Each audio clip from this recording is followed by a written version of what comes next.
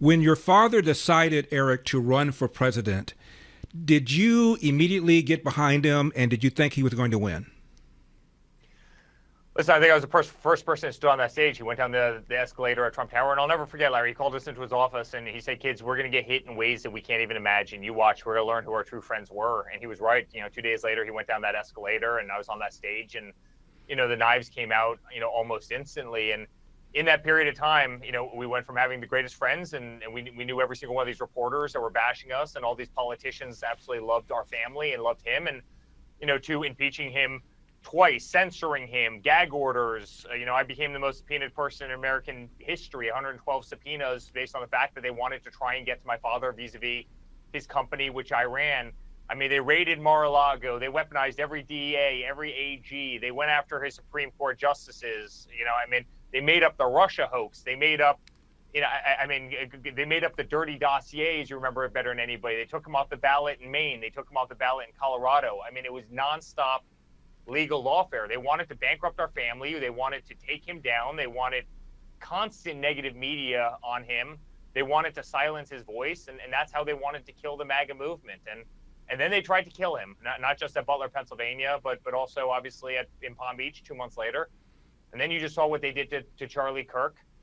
It's unthinkable. The reason I named the book Under Siege was that's what they were trying to do. They were trying to get rid of us as a family using any means possible. And the good news, Larry, is we won. We were triumphant, and for the betterment of this country, we won. And I think the guys out there saving this nation right now.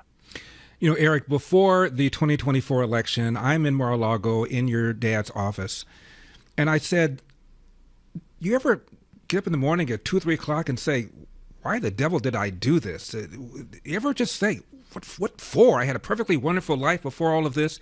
And your father said, "Well, the country is in trouble. I need to do what I need to do."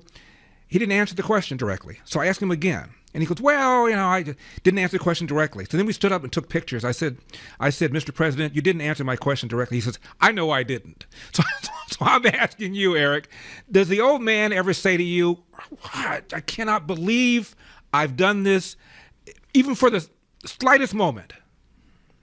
So I tell a story in the book, and I've said this very few times kind of publicly, but I'll never forget when the NBC executives came into Trump Tower because they wanted him to continue The Apprentice. Obviously, I was on The Apprentice for 7 seasons. It was the #1 show. And they were willing to offer him pretty much unlimited money to do it. There were many, many zeros. And he looked at the top executives from NBC, people who a week later when he went down the escalator ended up hating him, right? But he said to them, he goes, "Guys, I have something else on my mind." And think about a guy who would turn down hundreds and hundreds of millions of dollars, billions of dollars, to turn down the #1 show on TV on NBC, to have to run against 16 Republicans who actually knew a damn thing about politics, of which we didn't because we were never a political family, only to then have to run against Hillary Clinton and maybe the greatest political dynasty of the outside of Trump this century. Not a single person on the Forbes top 500 list would ever consider doing that. The odds are just too great. And he didn't give a damn. He didn't care about the numbers. He just wanted to save our country. He wanted to save freedom of religion. He wanted to save our Constitution. He wanted to save our flag. No one in their right mind would have made that same decision. And that's why you don't get qualified people who, to run for government. And it's why you have people like Joe Biden, in the Oval Office, and Barack Obama, who was literally a community organizer in Chicago. The guy set it all aside. And so, to answer your question, no, I don't think he's ever gotten up and said that. I think he's stubborn as hell. I think he's got tremendous backbone. He's got more fight than any person I've ever met in my life. We do as a family. And Larry, I'm incredibly proud of the man for, sticking to his conviction and fighting through uncomfortable times, to say the least. Horribly uncomfortable times when you have the entire media and the entire government trying to destroy your life.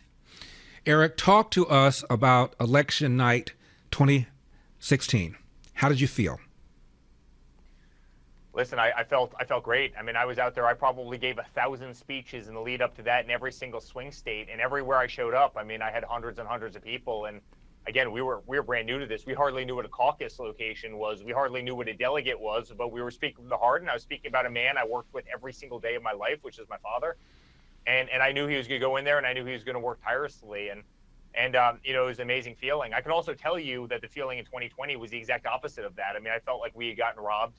I spent a lot of time in Under Siege talking about that. At the end of the day, though, there's kind of this thing called the law of unintended consequences, where I think, honestly, what happened in 2020 was the greatest thing to ever happen to the Republican Party. It was the greatest thing that ever happened to Donald Trump because, you look at him now, he's first administration on steroids. They are kicking butt. They are taking names. He is making everybody so proud. We have the Senate. We have the House. We have a 6-3 majority in the Supreme Court, obviously the executive branch. And he has a cabinet now that just will not back down, will not shy away, and is just working at warp speed. And it's a beautiful times in this country, Larry. Eric, I campaigned for him in swing states like Pennsylvania with Sheriff David Clark. Crowds were massive. Shortly before the election, I'm doing a Fox hit, and the camera guy is coming over to setting everything up. He says, Larry, I know the polls show that Trump's not going to win. I think the New York Times had him unlikely to win by 85%, something like that. He said, I've done rallies for Bill Clinton. I've done rallies for Barack Obama. I've never seen a situation where the stadium holds 10,000 and there are 30,000 people, 20,000 of whom know they're not going to get in. They just want to be near this guy. That's all I know. So I don't know what that translates into, but I've never seen anything like it. Larry, I had crowds in the thousands of people coming out for me, and I want nothing to do with politics. I wasn't on the ticket. I was just a surrogate for a guy that I love, deeply, who is my father. And, it's really amazing. You look at Hillary Clinton, and she was planning the most lavish parties with balloons dropping from the glass ceiling at the Javits Center in New York, all this nonsense. You know what the difference with my father was? He was out campaigning in Michigan until 2:30. Literally, it was the same in 24 as it was in 2016, but we came off the stage. I remember speaking in Michigan at 2:30 a.m. the morning of election night. He wasn't willing to hang it up, and he outworked them. We were at a deficit of 5-1. He self-funded pretty much everything in 2016. We were at a financial deficit of 5-1, and he still beat somebody who actually understood the political system. And we did as a family because we went and we spoke from the heart, and we touched a lot of people, and it was really amazing. For full shows, live and on demand, it's Salem News Channel.